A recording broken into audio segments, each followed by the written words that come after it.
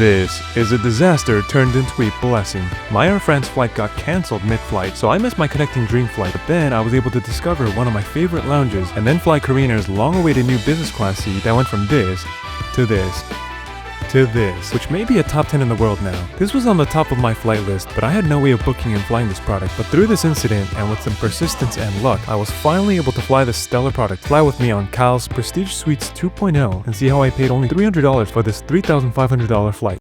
I'm Youngmi. I solo traveled to 127 countries, all while working a full-time office job by maximizing my vacations and points. And now I'm finally on YouTube to take you along for the journey. Welcome to the adventure.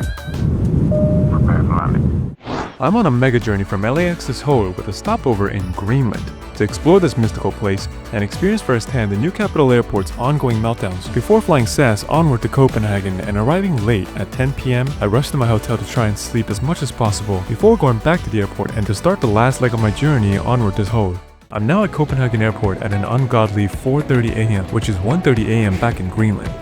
I'm booked with miles on Air France A220 Business to connect in Paris to fly their new exciting A350 Business Suite, which I flew last year, but I was injured in a moped crash, and that was before I started YouTube, so this is my chance to record a new video. Check-in was a breeze, and I'm headed upstairs to the departure gates with Express Fast Track. You see how they striped it to tell everyone to stay in their lanes? Premium Business Airport, check. I head into the SAS lounge next to the seat gates. Long gone are the Star Line stays. Now you entered on the left for business and the right to go upstairs for the Gold Lounge, but as of October 2025, they merged the top and bottom floors into a single lounge. Upon entry, I felt the design of this place was overwhelmingly cool. It really gave a sense of comfort and rest before our flight. Especially in prime summer, Copenhagen Airport is bustling and can be exhausting. It's about 6 a.m, so there's not many people here yet. Now you'll see later, I'll be back at this lounge. Ahead of me is an absolute hobbit's journey into Mordor. It's been 49 hours since I left LA, and I still have another 18 to go to get home in Seoul. So I thought about my life choices for a second, but I thought about the flight ahead, and I moved on. Now this is your typical Euro business class. Straight up economy seating with the middle seats blocked, with slightly larger pitch. Now I'm feeling good at this point, the travel fatigue is gone. I'm sitting in the bulkhead with no one sitting next to me with the beautiful sunrise on the horizon.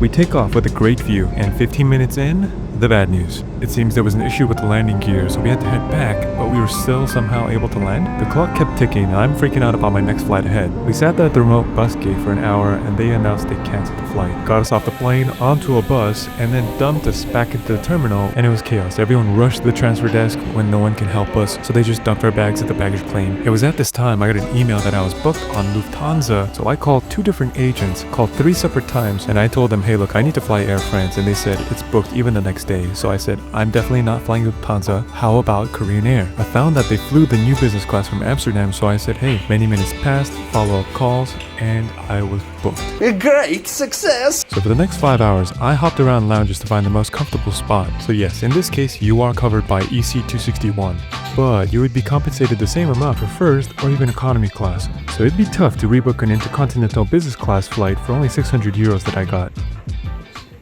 Boarding time on KLM's small Embraer jet, an hour-and-a-half flight to Amsterdam. I did have a vertically large Dutch man sitting next to me, but overall it was pleasant. I even got a hot meal for the short flight. And now, a complete delight. KAL uses the KLM Crown Lounge. I had zero expectations for this lounge, but boy, was I in for a treat. This lounge is massive and somehow it was nowhere on my radar. Yeah, the Dutch houses are cute, but the KLM business class never struck me as pretty premium. So you have the massive Al Mojan lounge in Qatar, and that's premium. But this lounge turned out to be my new favorite. There's just so much to explore. It felt like Pandora. It wasn't a central theme and monotonous. There was so many different areas with different designs and so much to do. I felt like a kid exploring new lands. And here's my favorite spot of the lounge. In the back, you have cascading cozy seats and miniature aircraft on display. But wait, that's not all. You go to the second floor and there's a completely different lounge. More chic, cool, boutique, and best of all, your private in-lounge patio with the views. And there's also a complete restaurant. Back downstairs, I'm checking out the other half of the lounge. There's just so much to do. So did I completely overlook a great lounge, or am I missing something here? I'm slightly embarrassed. Why didn't I know about this? Let me know in the comments. So I registered for my spot and got a text when my time was up for the shower. Fresh and ready to go, I head to the gates. First glimpse of our aircraft today, the 787-10, and I'm excited to see it in the old livery, not the new one. And you see the crew prepping on the side, you know you're going to be in good hands today. Boarding was efficient and smooth. And as we board, I see the swanky new interior of this cabin. You get greeted in Korean and I feel like home already. First impressions, these Prestige Suites 2.0 look amazing. So because I got rebooked last minute, I got assigned the aisle seat, the first time ever in business for me. But I'm not complaining, I'm super grateful.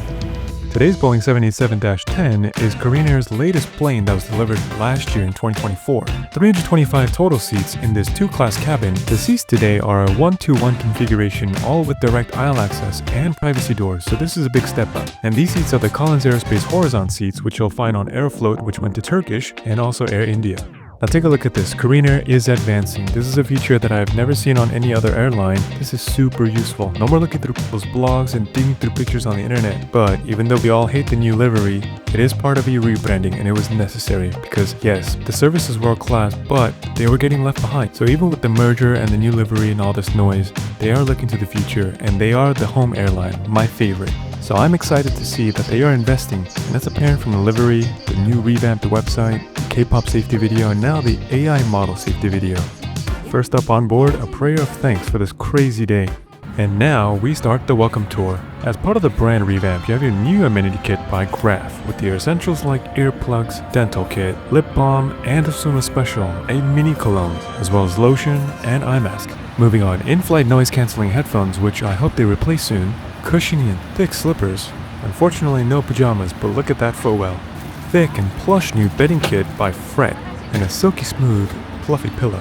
Here's our menu for today. As always, you have the option of the notorious Korean traditional option, as well as an international one, which I'll have. On KAL, dining is very flexible with dine on demand and order snacks anytime. Unlike Air France, if you sleep through meal service, they just throw it out. So since I was dead tired, I had to sleep. So I asked the crew if I can combine the first meal with the second meal before landing.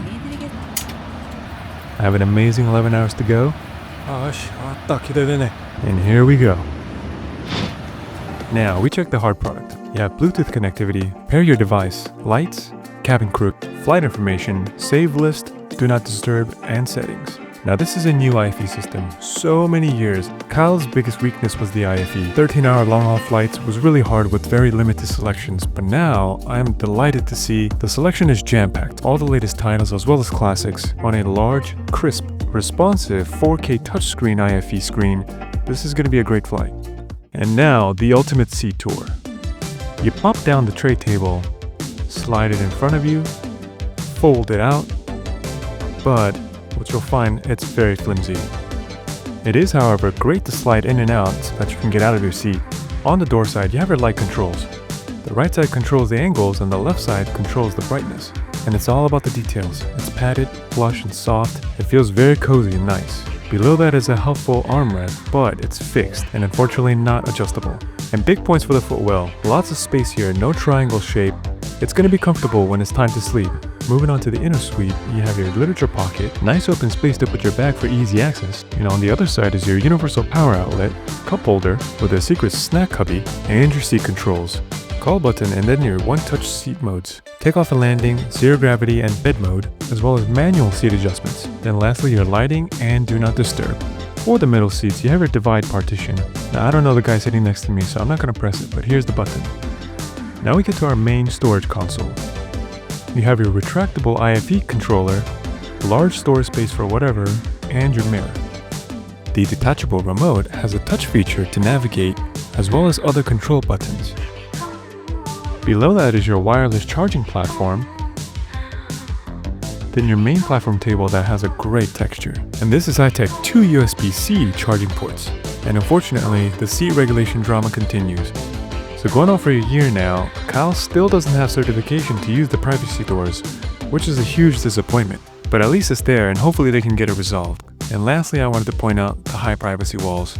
But overall, this suite still feels spacious and very private. To wrap it up, I connected my device to the Wi-Fi, but the browsing Wi-Fi internet didn't work, which is a huge bummer. But other options available, you have your flight map. You can also pair the device with the IFE system to control all of your entertainment choices from your phone. So that's 3 different ways you can control the IFE system. For bed mode, it's an easy one-touch button to get into the lie flat setting.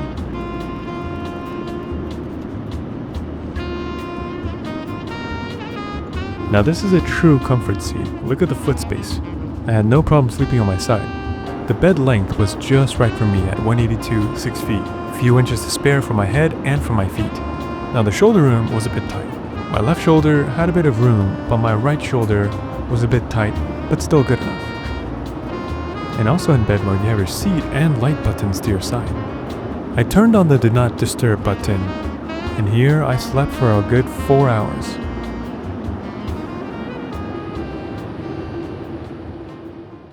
You know, I had to wake myself up for the ramyeon. One of the saddest news in aviation this year was that Daehanangong was no longer serving ramyeon in economy. With global warming and turbulence, totally makes sense. But in business, we're still on.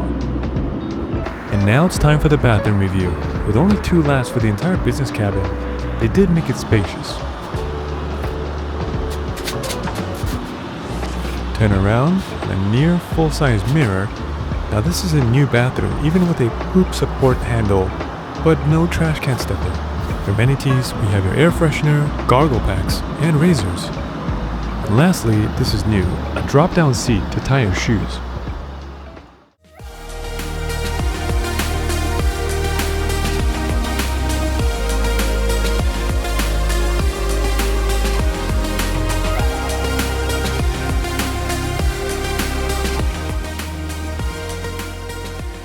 And lastly, our final meal.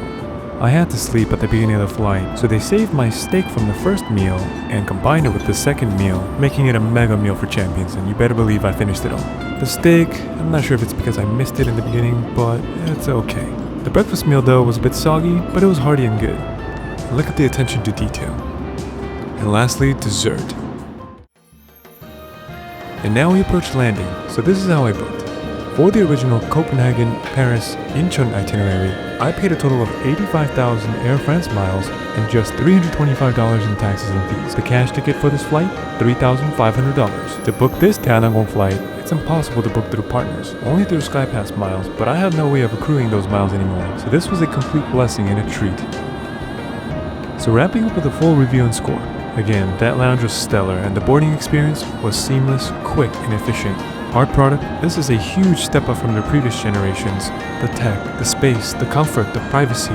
It's a solid product, and it's all about the details, but minus points for not being able to use the door and the bad Wi-Fi. Dining, that was just good. Your experience can be totally different if you get the other option. I should have gone to bibimbap as always, but I wanted to venture and the steak was kind of disappointing. But you can never go wrong with shinramen on a plane.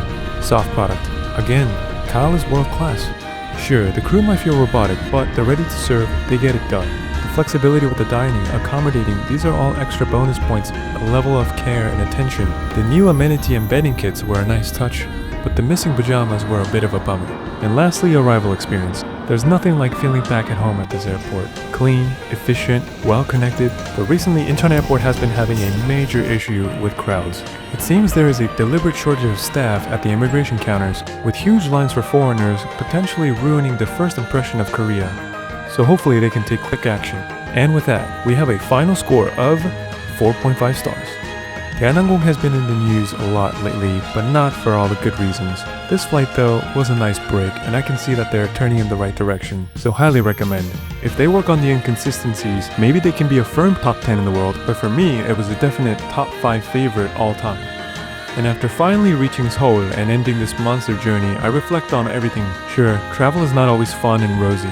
Shit happens, but you gotta be ready to take life by the balls. When opportunity presents itself, you go for it. Because I had completely given up on flying this product because KAL basically virtually no longer shows any availability on partner airlines for premium cabins, and to book directly with KAL, it is increasingly difficult to rack up SkyPass miles. So travel is what you make of it. I could have blown 85k miles. I acted quick, and with a bit of luck, I was able to fly my dream flight.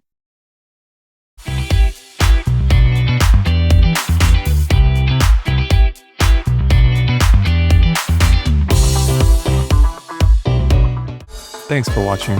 I'm just starting to record my adventures on YouTube, so subscribe and stay tuned for lots more.